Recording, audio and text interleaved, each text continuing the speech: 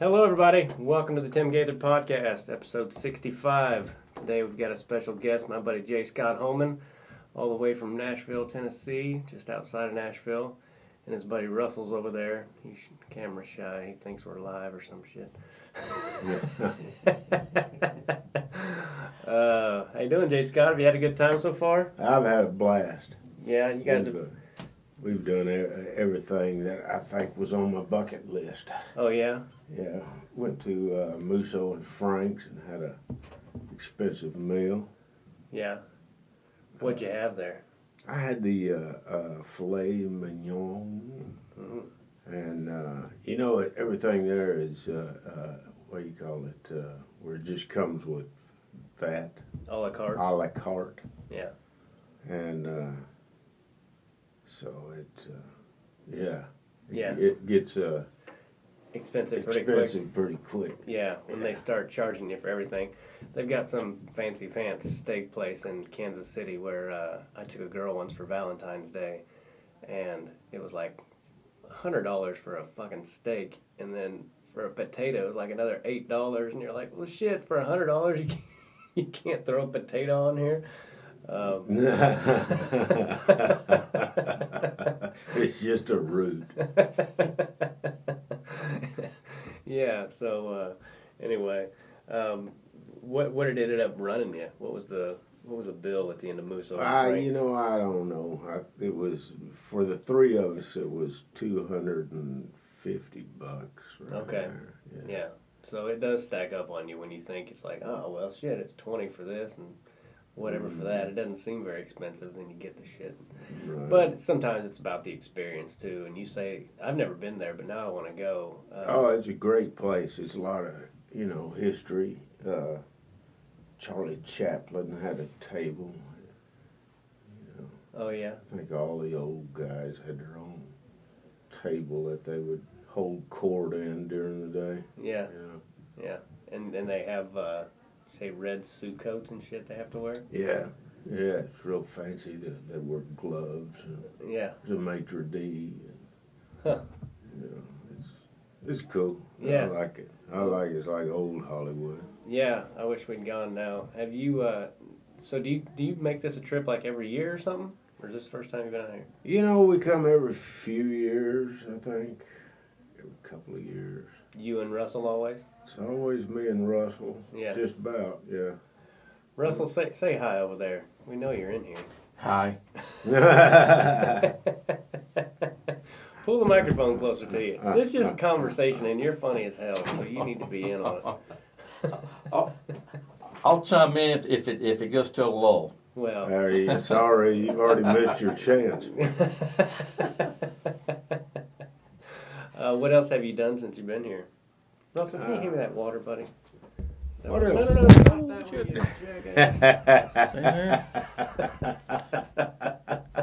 you messed up our fancy camera. That's what a prop. That's Yeah. show business. Yeah, no, I'm sorry, buddy. That one right there. No, I didn't even want that one either. That one right there. Good God. Yeah. Needy son of a bitch. See how low budget this is? There ain't no reason to be nervous.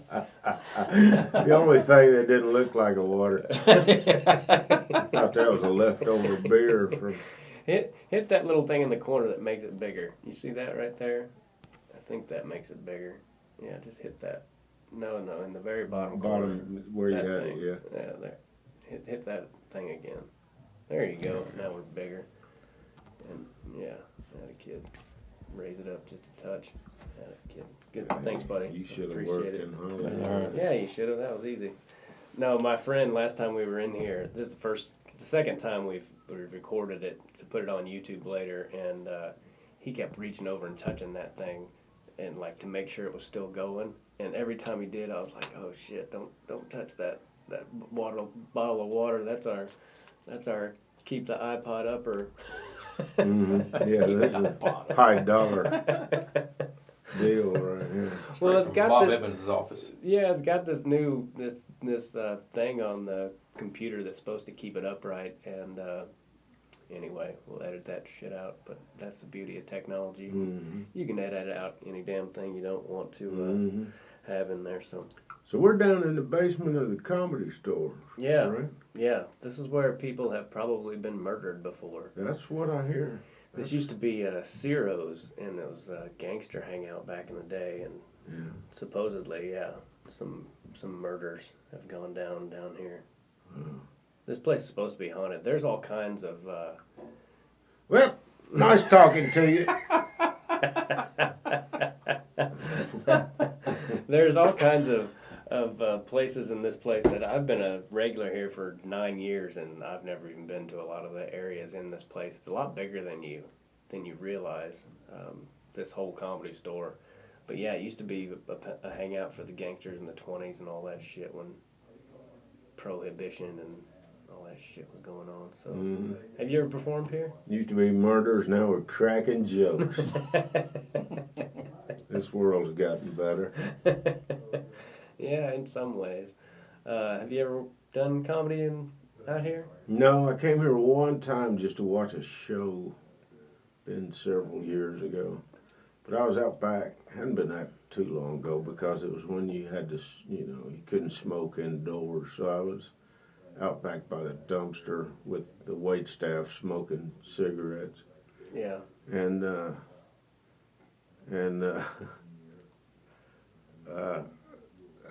I don't know that I should even.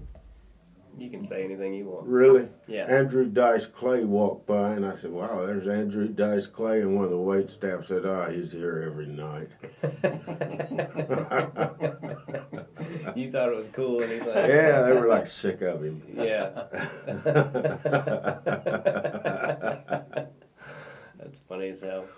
He made a comment on I put a thing up the other day about me and my wife having our first sonogram, and he put up a thing that said, "Congratulations, I miss you guys." And it was all I could do to be like, "Well, we've never actually spoken, but I miss you too."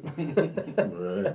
I told him it meant a lot because he was on one of the first comedy specials I saw when I was a kid that kind of planted the seed for wanting to do comedy. Right.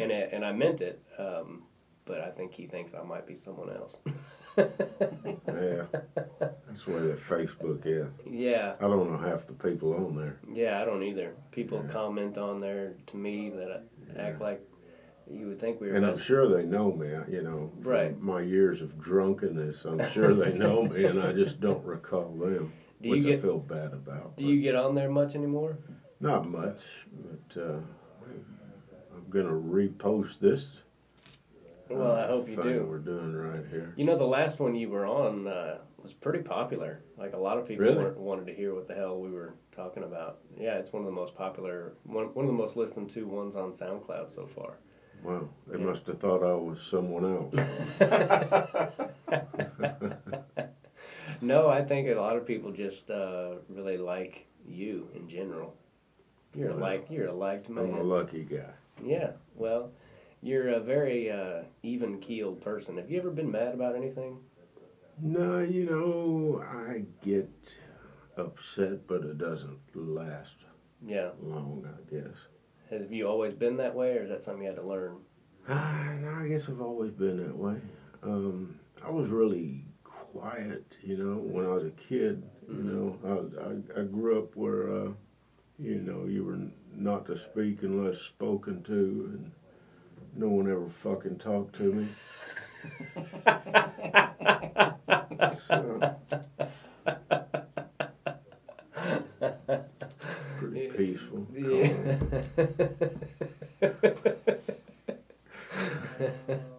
You're one of the funniest people God ever made, and sometimes I don't even know if you're meaning to be or not. You just have a way about you that. How old were you when you realized that you were funny? Well, my grandfather was a funny cat, and I don't think he meant to be, but it was just the phrases he used and just the cadence, I guess, of telling a story. And sometimes he'd tell me things that he was dead serious, and I'd start laughing. He'd get mad because I couldn't tell if he was being serious or not being serious. Yeah. So it's I think it runs in the family, I guess. Yeah, that's funny. My grandpa. The only thing I remember about him, my great grandpa, was my little brother, we were talking about this yesterday, Russell, about the Washita River. Yes. And is that how you pronounce it, Washita? Washita. Yeah. My brother called it the Washiteria River. And when he was little, the Uchita. yeah, when he was little, he called it the Washiteria River, and he asked my grandpa one time. He said, "Are we gonna go to the Washiteria River and catch some chirps?" And my great grandpa, thought that was the funniest thing he'd ever heard. Every time we saw him, he'd be like, "Jimmy, you wanna go to the Washiteria River, catch some chirps?" What's a chirp? What is a chirp? Well, a perch. Okay. Perch. But he was little, so he said chirps. And my grandpa thought that was the funniest damn thing he'd ever heard in his whole life. That is pretty funny. Yeah. You want to go catch some chirps? Funny he knew what a washiteria was. Well, he thought Yeah, that's how you his pronounce vocabulary. I think that's how he thought you pronounced the Washita River. But anyway. What did you mainly grew up in Alabama, right? Well, I grew up a lot of places. My father was a career Air Force. Mm-hmm. So I was born in Alabama, and I stayed there till I was about 6. That's where all my family lives. And then it was, I can't remember where we went to Huntsville, and that's where my father joined the Air Force. And then we went to, I think we went to Panama City, then Fort Walton Beach, and then it was Lubbock, Texas, and So that probably helped you get ready to go on the road, because you were on the road doing comedy for a long time, right? Like, what, 25, 30 years? yeah, about 25 years. Yeah. Yeah. Yeah, you know, when I was a kid, I didn't like traveling around, but I guess in the end, I really did, because I really enjoyed it. Yeah. You know, I'd like to get off the interstate and take the back roads, and I'd be, you know, I've been to where I was right on time to get to the comedy club, you know. Mm-hmm. I think I may have even been 10 minutes late a time or two because I was taking a back road instead of the interstate. Yeah. But I just like traveling. And that was back when you had to read a map and all that. Right, Yeah. right. See, I never did. You know, if it wasn't for MapQuest and I couldn't get around anywhere now. Well, I can still read a map, luckily, but without a map, yeah. Russell and I were lost Oh, especially until around we figured here. out how to use our telephone to tell us how to get to where we're going. Yeah, especially out here. And if it wasn't for MapQuest and being able to print off your directions and all that, I don't know if I would have ever done comedy ever, because I could never read a damn map. Right. And when I was a kid, I got lost one time. Quick Trip to my mom's apartment was literally a straight shot. I mean, a straight shot. And somehow I managed to get fucking lost. Right. And it was a 5-minute walk, ended up taking me like an hour and a half to finally get home. And I forgot about that. Hey, what'd you call it? Where it printed out the directions? you had to go to mapquest.com and plug in where you were at and where you wanted to go. And then, you know, they'd spit out like 4 pages of directions, and you had to go through with a highlighter and be like, okay, that's bullshit, that's bullshit. I don't need to pay attention to that. And you can narrow it down to about 1 page. Like, well, shit, there's only 3 highways. I don't know why there's 4, you know. But they'd be like, veer to the right and all that shit. But I get lost easy. I still get lost easy. And if it wasn't for that, I've been out here for 8 or 9 years now. And when my GPS doesn't work, I'm like, well, I'm fucked. I guess I'm never getting home again. Right. I was telling him, I remember driving from Little Rock to, which I'd never been to Philadelphia. I drove straight to Philadelphia and straight to the comedy club without a phone. Really? Yeah, and I've never been there before. And this was when? Back in the early 90s. Yeah. Well, you know, it's almost like you just kind of adapt to whatever you have to do. And now that we don't have to do shit, that's kind of what we're turning into. It's like making us dumber, you know? It seems like, anyway. Like we're smarter in some ways. I don't need a phone's help. I'm getting dumber anyway. I don't need the help of technology. But yeah, I know what you're talking about. I don't know. That was a fun trip, though. I really just knew I had to go through Washington, D.C., which was just jam-packed with people as rush hour. And traffic wasn't moving, and I still had to make it to the show on time, so I didn't have time to wait with the normal people. Yeah. So I got off in the grass in the median, and I bet I drove 20 miles. No shit. While the rest of the world was backed up, I was off-roading. On the grass. On the grass. Were people honking at you and shit? No, because you know what, it was in like early 90s. It was right before the Bill Clinton inauguration in Washington, D.C. And I think they figured like, oh shit, here they come.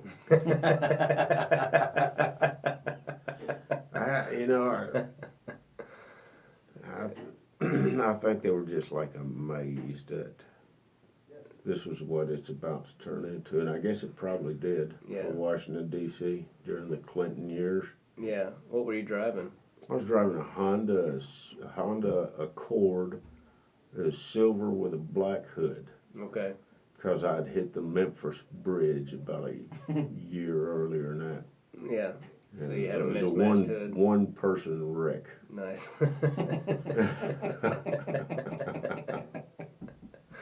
Did you ever get any DUIs when you were drinking? Never did. I never did either. I was smart enough to sober up somewhat before I'd sleep in a car after leaving a bar or I'd walk over to a Waffle House or something. Yeah. Or let somebody else drive. Yeah, I never got a DUI, but I deserved thousands of them. I mean, as many times as I drove drunk. And everybody thinks they drive better when they're drinking, I think. A lot of people do. But I was pretty cautious. Like, I made sure and stopped at everything and probably too long and went the speed limit and all that shit. But I thank God I never got one. 'Cause those things are expensive, man. If you get one now, especially, you'll ruin your damn life. Yeah, right. That's why I you. never wanted to get one, because that was my only means of getting to work. Yeah. Do you miss doing stand-up? I do.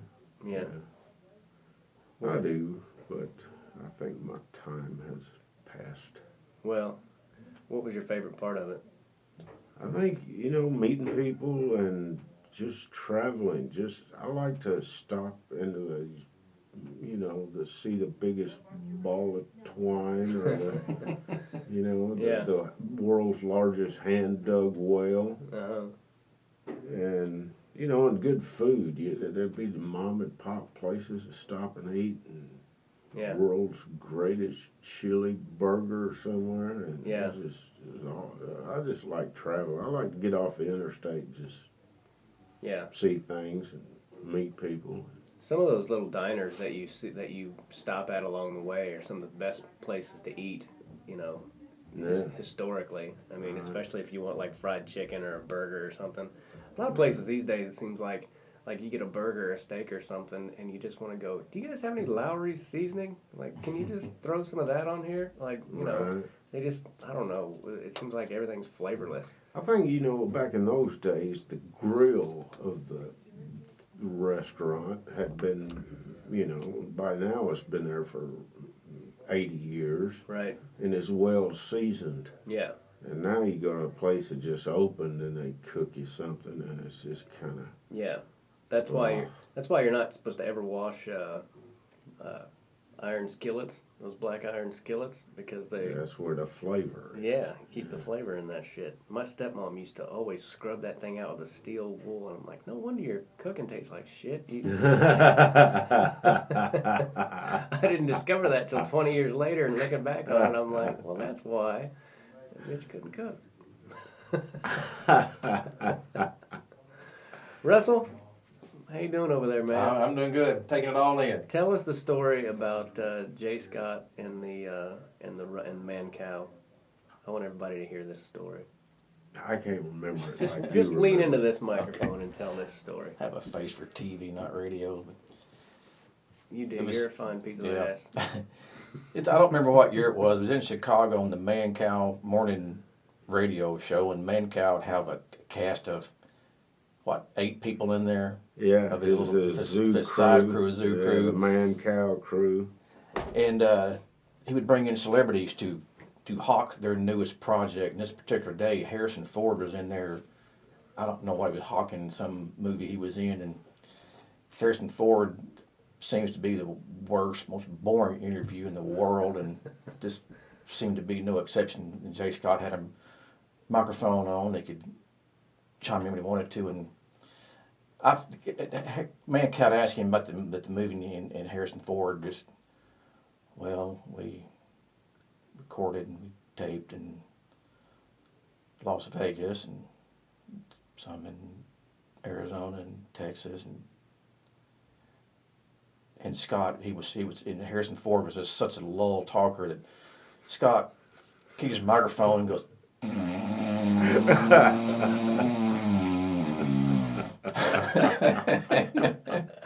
and Harrison Ford just cut his eyes back and forth. He wouldn't say anything. And Man-Cow killed the mic.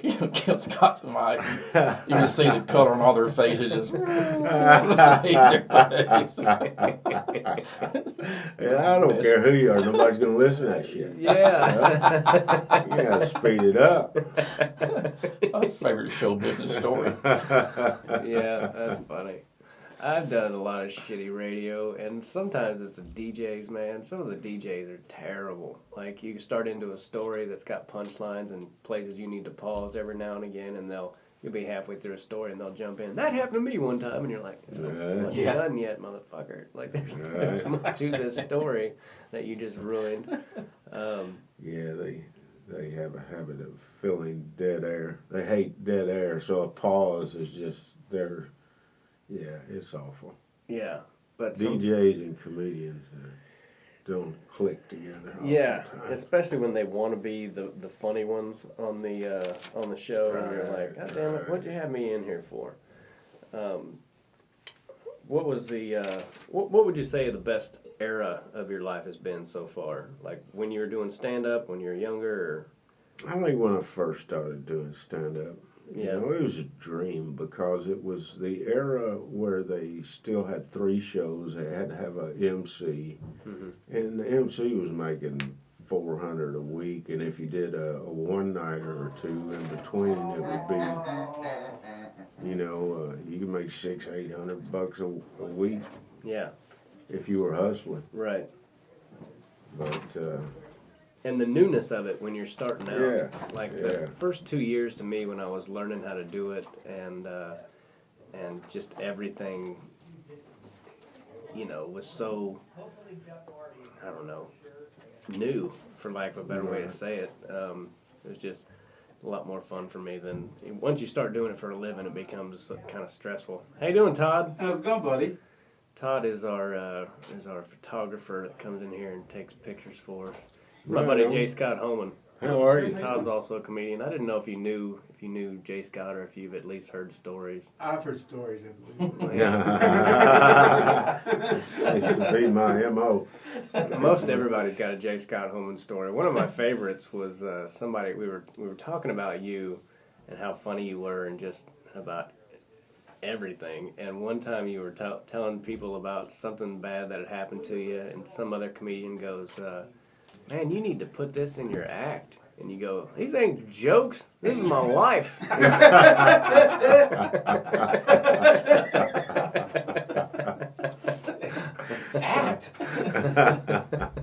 No, don't move that, goddammit. I've already done that. Yeah. Fucking everything up. You've been in here for 30 seconds. I already fucking shit up.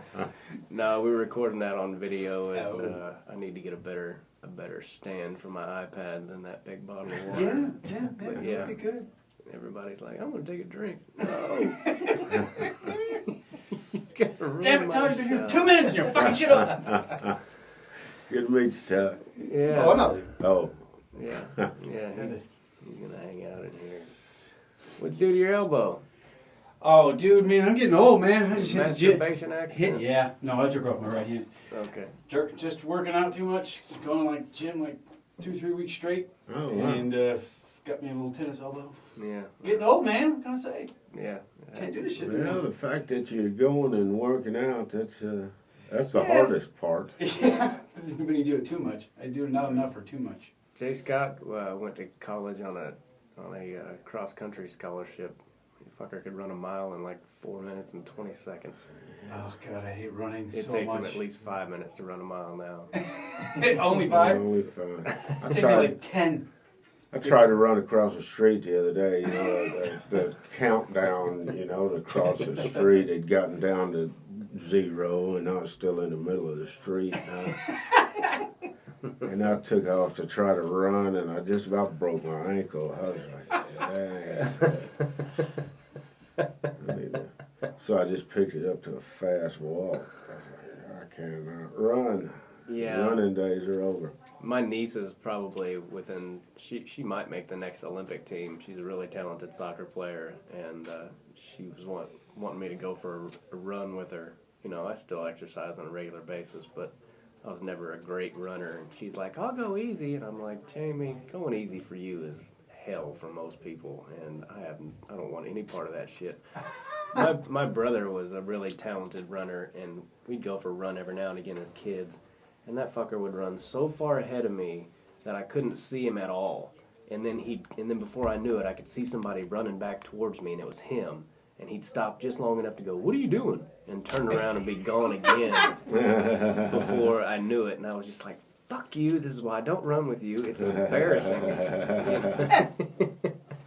But we didn't have a car or anything. That fucker used to run to like parties and go to see his girlfriend. Like, it's only 18 miles, and just take off running. Only? Yeah, he was a freaking. He was like the cool Forrest Gump. He was. He had this long flowing hair, and he'd just take his shirt off and run to the party, and put his shirt on and party, and then run back home. And fucking nut Running job. sucks. I'll do heavy bag work and stuff, and like punching bag, but like people sitting there running on a treadmill all day, that just seems like the worst. It's boring. It's boring shit, yeah.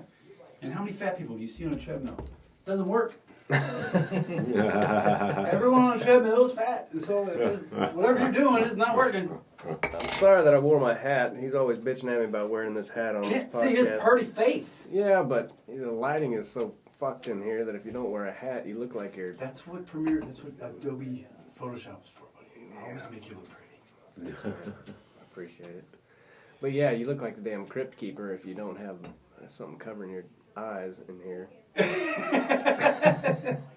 See pictures later and I'm like, holy shit. Can anyone do the Crypt Keeper voice? I'm aging bad. No, but that was a good show. That was a great show, dude. Crypt keeper. Anyway, what the hell else should we talk about, Jay? What are you guys are leaving home tonight, aren't you? Leaving on the red eye. So, what are you going to do? You going to go... We should have had you over to my house. I wish you guys would have flown out to LAX so you could have come by my house and just had dinner with us, and then we, you know, from the airport's like 15 Didn't we minutes away. fly out of LAX? Yeah. Oh, you did? Yeah. Okay. Well, shit then. Maybe we should rethink this whole thing. We're going to go to Roscoe's after this and get some chicken and waffles. Chicken waffles? Yeah, which you're welcome to go, Todd. But my wife was going to meet us because she wanted to meet you. But I thought you guys were flying out of Burbank. No. Okay. No, I was telling him I wish we had flown out of Burbank, but Yeah. that would have made things a lot easier. Yeah. Well, we'll figure it out after the podcast, but we should figure out a way to, I don't know, you guys come by my house or something. I don't want you to have to wait at the airport for hours on end. Mm-hmm. Anyway, we'll figure that out. Yeah, there's probably no flight from Little Rock to Burbank. No, probably not. You probably would have had to fly to L.A. and then fly to Burbank. So you're going to Nashville, though, and you're going back to Back to Little Little Rock. Okay. But you're on the same first flight, or? No. I fly out at 1 o'clock in the morning. What are you doing? 6 a.m. tomorrow morning. So what the hell are you doing? I'm going to go to the airport and wait for Kareem Abdul-Jabbar to walk by. I think Kareem might have his own flight. That's goals, I guess. It's a strange goal. Gilbert Godfrey, you know. I don't think Kareem probably could fit on a regular airplane. You know, I did see him one time at the LAX, and the funny thing about it was he walked by, and right behind him, swear to God, was Gilbert Godfrey. He's Yeah. 5 foot tall, Yeah. and that Abdul-Jabbar is what, 7'2"? Look Like like an evolution poster. you look like a special needs little brother following him in the airport. So you got to do everything you wanted to do, though. Well, we usually see, some kind of celebrity. You're it. Since we've been in town. Well, I feel bad for you, man. Letting people down on a daily basis, man. I see celebrities out here and don't realize who they are until someone says, that was so-and-so, and I'm like, oh, no shit. Like, I have no idea. After you've been here a while, you just get numb. You're like, Right. I don't. It's just a comic I really like. I just never noticed. I just never realized that somebody's famous. Well, last time I got starstruck was I saw Bill Burr at the factory, and I'm like, and I just choked like a little bit. I didn't know what to say to him. Yeah, well, he's a nice, normal dude for the most part, though. He's a good guy. You didn't talk to him? Actually, I did, and it was so bad because he just killed Slade at the factory. He came up the back stairs, and he's coming at me. I go, here's your chance. And all I could come up with was, nice set. I might as well ask him to come play in my treehouse. I was just so embarrassed. And he just kind of looked at me, and I'm like, hey, I just fucked that up. Yeah. Well, me and Bill Burr will not be friends now. yeah, well, you might. You never know. Life's not over for you, buddy. Who's the biggest celebrity you've ever met out here?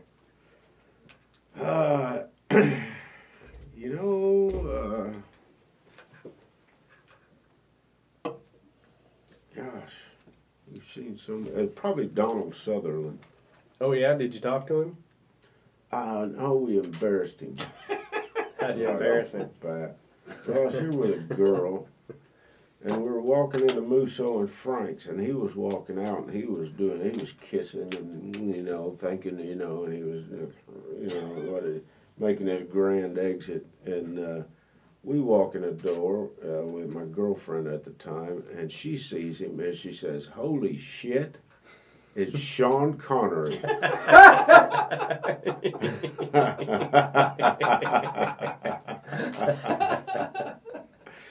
So, and then, his whole body language changed. Kind of slowed down out of there, but That's funny as hell. yeah. So we didn't get a chance to talk to him because she ruined that Yeah. for us. But I don't know. We've seen Weird Al Yankovic. We've seen Valerie Harper. Who else have we seen? We've seen some big ones. Sean Penn? Sean Penn. Oh, yeah? Did you Yeah, I talk to Sean smoked a Penn? cigarette next to Sean Penn. I just said, how you doing, brother? And he said, so he didn't really talk back. Yeah. He nodded recognized me by nod. Tell us about the time you met Charlie Daniels. That was kind of a funny story. Nah, I met Charlie Daniels down in Florida at a casino. And we were at an after party. Yeah. And Charlie was standing by the door and he was ready to go. I walked over to him and I said, Charlie, I always thought the devil won that violin contest. And right then his whole manner changed. He started looking for his handler, And I said, I'm just kidding. I said, how you doing? He said, I'm plumb tuckered out. Yeah. And I said, me too. I said, will you give me a ride back over to the hotel? And then he was like, really? He was like, I'm just kidding again. Just joking again, Charlie. I left him alone. I think he was getting the hell out of there. That's the only song Late. That's the only song I've ever tried to karaoke.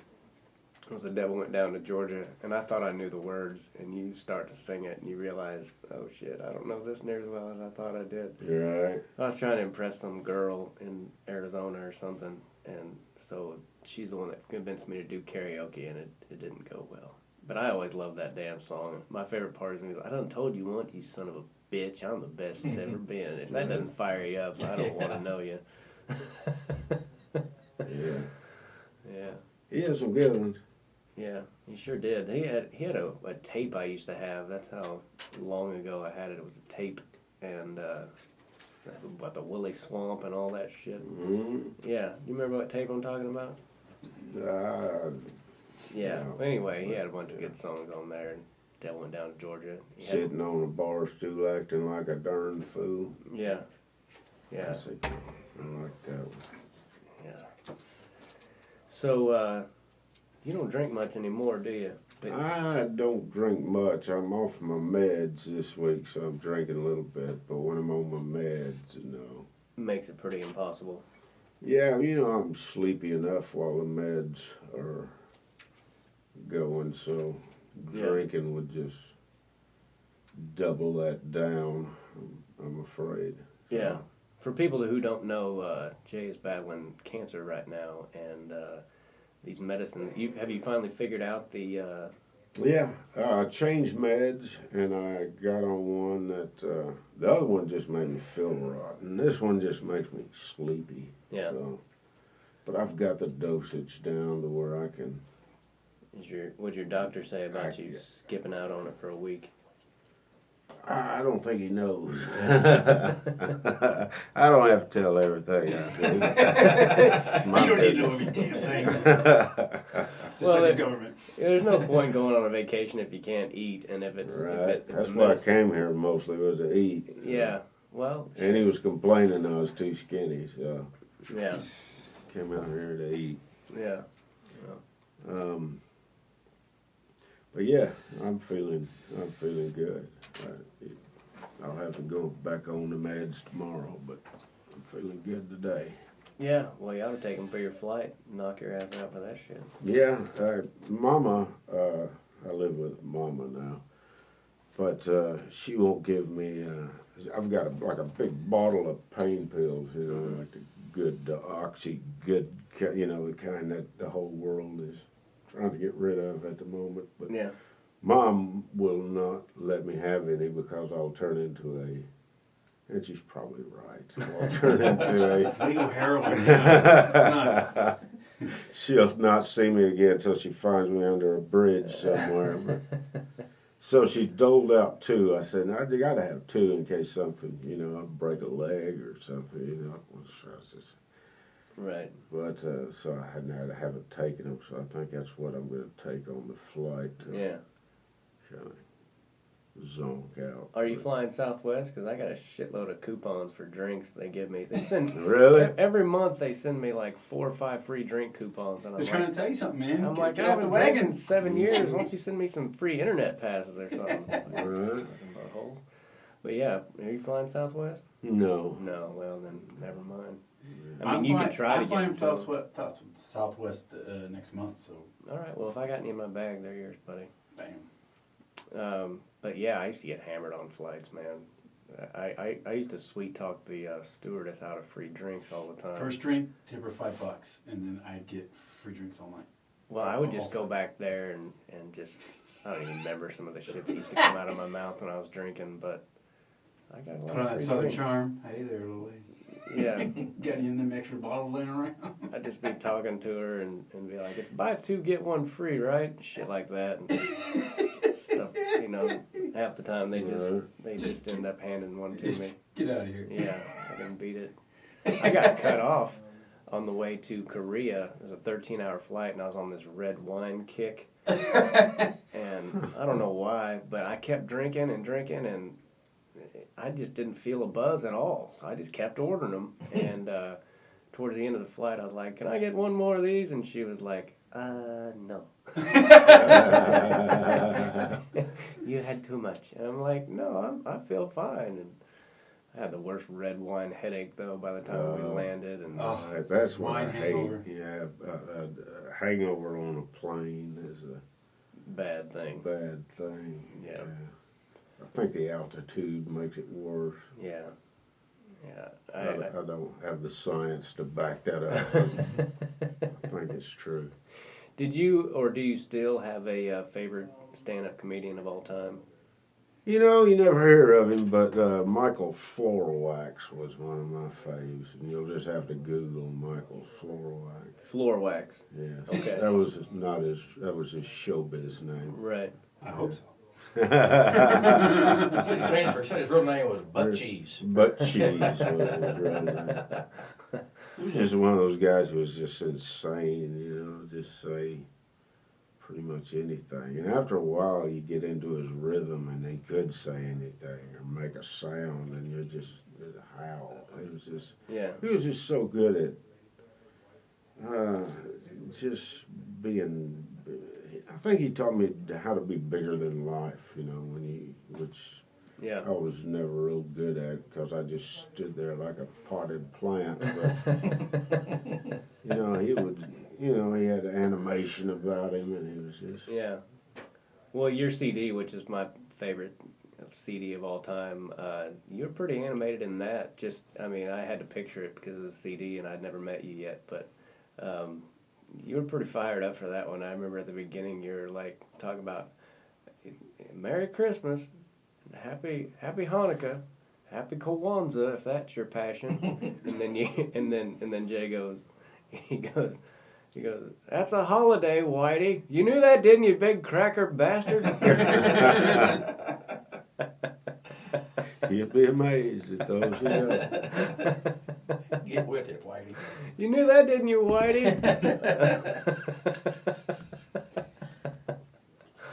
Oh, it was the funniest thing. And we were talking last night about the gig we did. I've talked about the worst gig I've ever done a few times. Jay and I did a 750-seat theater in Branson. This guy trying to bring R-rated comedy to Branson, and the most we had at any show was 17, and they were all spread out. But that's where I learned by watching you that like sometimes you just have to push play in your head until you're done and pause at all the same spots. Yeah. And this guy had our face on a big jumbotron, and it was hot in there, and none of our sets were going well, but Jay's up there sweating and shit, and he's got these big hands, and he'd rub them across his face, and he just, And they didn't like it was R-rated, just What's that? R-rated comedy? They didn't like it, you said? Well, it was in Branson was like a family-oriented town, so I'd never seen. Right. I wouldn't say adult comedy. You don't say R-rated. I mean, Well, yeah. and it was shut down for the season, so it was like nobody's there in the summertime. It's like a ghost town. Why he did it in the first place, I don't know. But why he put us through that torture, I really don't. Yeah. Why he picked us. Torture is a good word for it. It was fucking brutal. I mean, I remember just standing there, and I felt like every joke I told, it was like somebody reaching out and kicking me right in the nuts. Like, yeah, here's what we think of that. so like doing a set in LA. Right? Sometimes It's yeah. rough here. Yeah. Have you done comedy in LA at all? I have a few times, yeah. Yeah. But Did you enjoy it, or? some of them were sets that were like set up, so they were good. Right. They brought in the crowd, and they had a crowd warmer up there, Yeah. So they were good, but I've done others where I just, talked my way on to getting on and Right. going on. Those were not so fun. Yeah. Sometimes the audiences out here are so politically correct, and I don't know if it's politically correct or if, like I've been in the Comedy Store where sometimes half the room is like doesn't speak English, and the other half is just really tight about every fucking thing. But yeah, did you do comedy when I don't know how long you've been retired now, but what do you think of Donald Trump? Is my long-winded way of asking this. Have you changed any of your opinion on him? Or, Yeah, well, he scared the crap out of me when he was first elected, and I cussed him for months and months, but my big fear was that he was just crazy, and that he might, if get prompted, hit the button to, because he had asked, I don't remember who it was he had asked, he kept asking one of the generals, he said, well, why couldn't we just use nuclear weapons? And the general was like, looking at him like he ought to know why we can't just do it. But then he didn't understand, and he ended up asking this general 3 times why we just couldn't use nuclear weapons. And that kind of was like, oh, crap, this guy really wants to use nuclear weapons. And he's probably going to look for a reason target, to. you know. Well, you can't sorry, go ahead. I think now he's going to try to work on his legacy. I think once they get in there, they try to work on legacy, and this guy's legacy is a little different from the last guy's legacy, but He's proved that you know, anybody can we're be doing president. things different than we were, and you know, it's kind of interesting to watch it. Yeah. Go a different way. You know, it hasn't affected me personally, but I have seen it devastate others, and I do feel bad about that. Yeah. What sucks too these days is, you know, you see different people like your friends on Facebook, and we talked about it. Sometimes you don't even know your friends on there, but you see people that you know are intelligent with such completely different points of view, and it's hard to know. Like sometimes, just like with politics, you watch that shit, and it's hard to know. Like, well, they all sound like they're making sense, and you read some stuff, and it's just hard to know who actually knows what the hell they're talking about. I mean, it's hard to throw families, kick them out of the country, but, you know, at some point, maybe we should get a control of our barriers. If we're going to have barriers, Right. and if we're not going to have barriers, then we probably need to, I don't know, there's just a lot of drugs coming. If we're not going to have barriers, that just sounds kind of dangerous Right. at this time. You know, maybe later when people are quit doing drugs in the future, you know, when everybody's good and everybody's, you know. Yeah, I But don't know. right now, it just seems. Well, we could do the same thing as the wall with just more border patrol and some drones.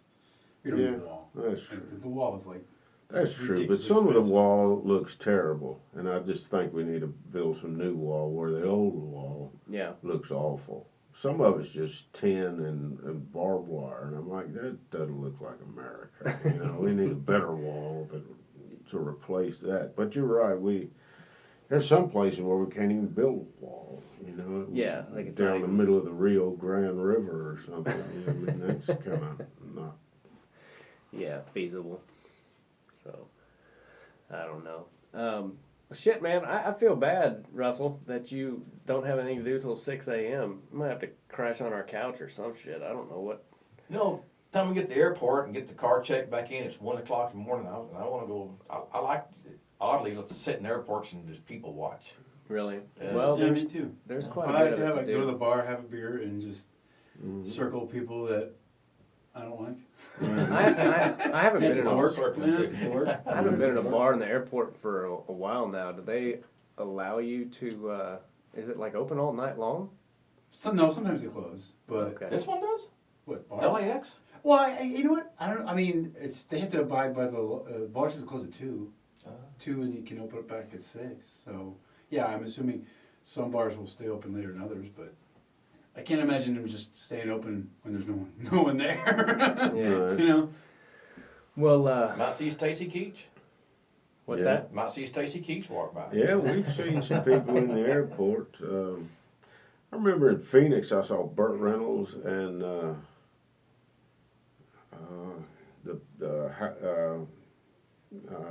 Hugh Hefner Oh yeah. together, walking together.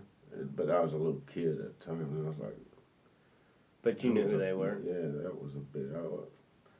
kind of. I was real enamored about Burt Reynolds, and for some reason, my father was more enamored about Hefner. But About Hugh Hefner. Talk about a hell of I a really life. knew who Burt was. I didn't so much know who Hefner was at the time. Yeah. Looking back, it's a pretty cool spot. It's Yeah. exciting. Where was that at? I was in Phoenix at the Phoenix airport. Okay. And they were hanging out together. Yeah. I saw Bob Costas in the Louisville, Kentucky airport. He's a little fucker, isn't He is a little tiny guy. he? Yeah. Yeah. Did you talk to Bob Costas? Once again, my girlfriend at the time says, "Holy shit, there's Bob Costas," and then we just kind of let him walk go by, and he turns around and he goes, "Well, what?" You know, he's kind of offended that we just called him out and then didn't want to talk to him.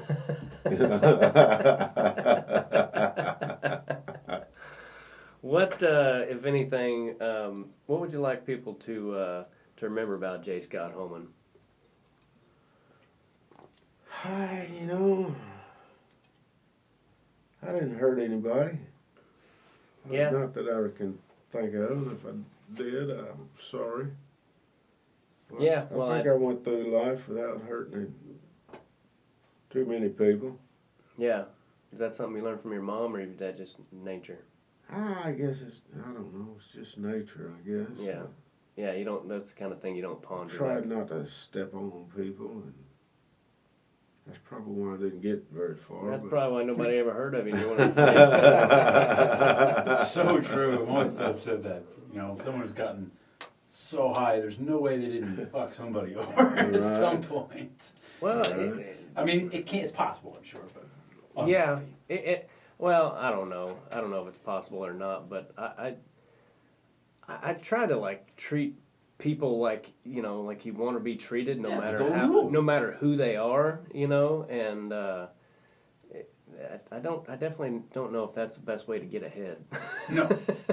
When it comes to this business, especially, but yeah, your way will get you more people at your funeral. yeah, You well, that's know. something.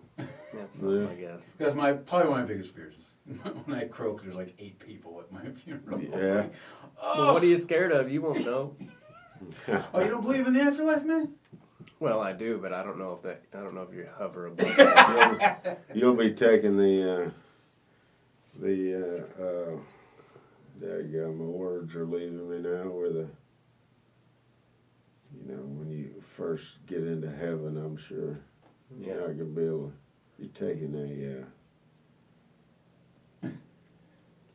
what's the word when you first go to college and you have to take Orientation. Orientation. Yeah. Yeah. Yeah. You'd probably be too busy. Heaven orientation. Write that down. That's funny. Heaven That's orientation. Does everyone have their pamphlets? Follow me. This is the bar cloud. That's funny. Do you believe in that stuff? Do you believe in afterlife and all that? I'm kind of one of those that I don't pretend that I know what's next. Agnostic. Yeah. But I hope it's something good, or at least not bad. Yeah. Well, I think that either there's something and it's good, or there's nothing and you don't know the difference. Dirt nap. Yep.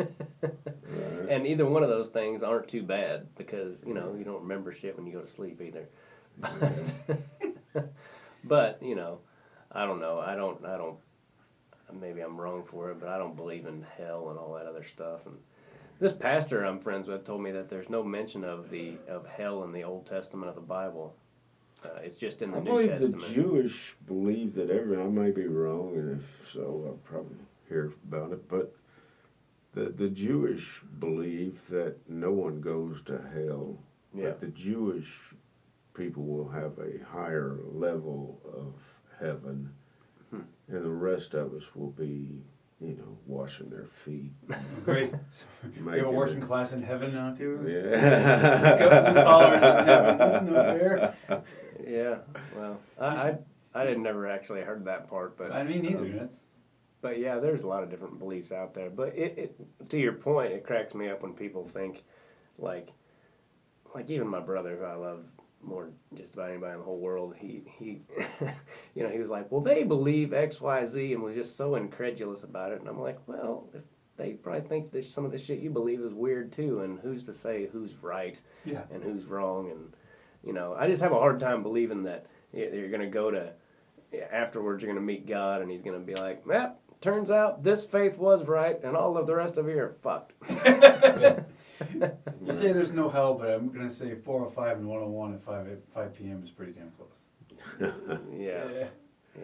I hope people can hear you on this thing. I don't know if they can hear you or not, Todd. But he said that the 405 at 5 p.m. is probably the closest to hell that it could be imagined, and that might be true. There's something very draining about that fucking drive in particular. Sucks the life out of you. We are about to get out of here and go get some Chicken and waffles. chicken and waffles, and who knows? Maybe we'll go back by my house then after that, and maybe you guys can follow me to my house. I bet and we'll- Courtney Cox will be over there. with Kareem Abdul-Jabbar. Such weird actors to want to see. I want to see Kareem Abdul-Jabbar And Courtney Cox in the What? same room. I really want to see Kate Beckinsale. Yeah. Are you on Facebook, Russell? About once a week, but I am on Facebook. Yeah. What's your Facebook handle? Just Russell Hitchey, or Hichey, Russell. We're gonna get you some fans.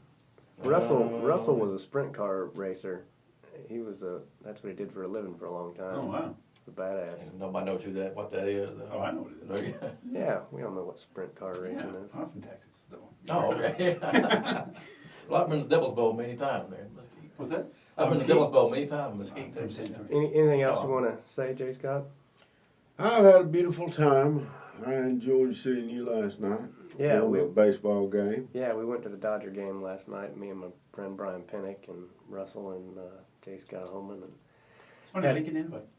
yeah, well, it was kind of a last minute thing, but yeah, It worked out good. We had a good time, and I'm glad that we got to hang out some on this trip, and you made time for us to be on the podcast and all that stuff. It means a lot to me, and I'm not lying when I say your CD's the funniest thing I've ever heard, and you were kind of a big deal to me before I even met you, and then I met you, and you were.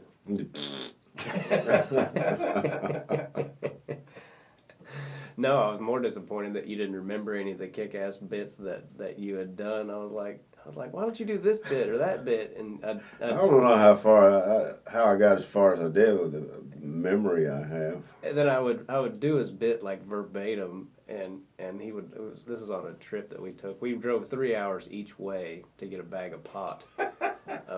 Doing those Branson gigs because they were so bad. We were after one of the shows. We were like, we were the youngest people in town. Well, this was back in the day. This was 15 years ago when you couldn't just buy pot. It was a big deal. So yeah, we drove 3 hours each way to get some pot from my roommate. And on that trip, I would quote most of J. Scott's bits from this CD. And he'd laugh, and he'd go, I didn't remember any of them, so I just laughed. Yeah, he'd laugh like he'd never heard it before. Yeah, and I can do most of his stuff, and he'd laugh his ass off, and he'd go, yeah, that was a good one.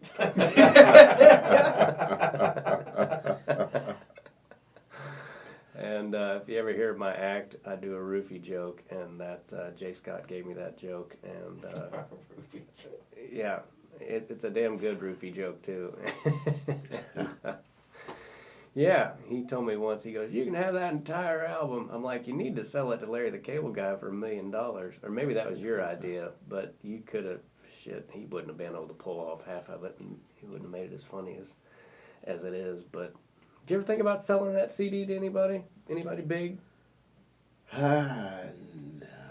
Shit, man. No, that's a good idea, though. It is. You should call your buddy Ron White and say, hey, you can have every joke on here except Tim Gaither's new roofie joke. And probably give you $1 million for that. Is that even on that one?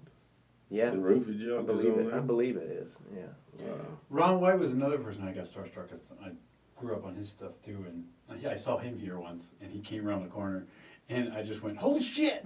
I didn't know what else to say, and he just went, I don't know, and just kept walking. Right. Yeah, somebody two of my comedy heroes, and somebody introduced me to him one night here at the Comedy Store, and I was like, yeah, I actually, speaking of saying something stupid to people, I was like, yeah, I actually worked with you once a long time ago at the Omaha Funny Bone or something. He's like, oh, well, the Funny Bone, well, shit, I remember that. And I'm like, I didn't mean like we were best friends, motherfucker.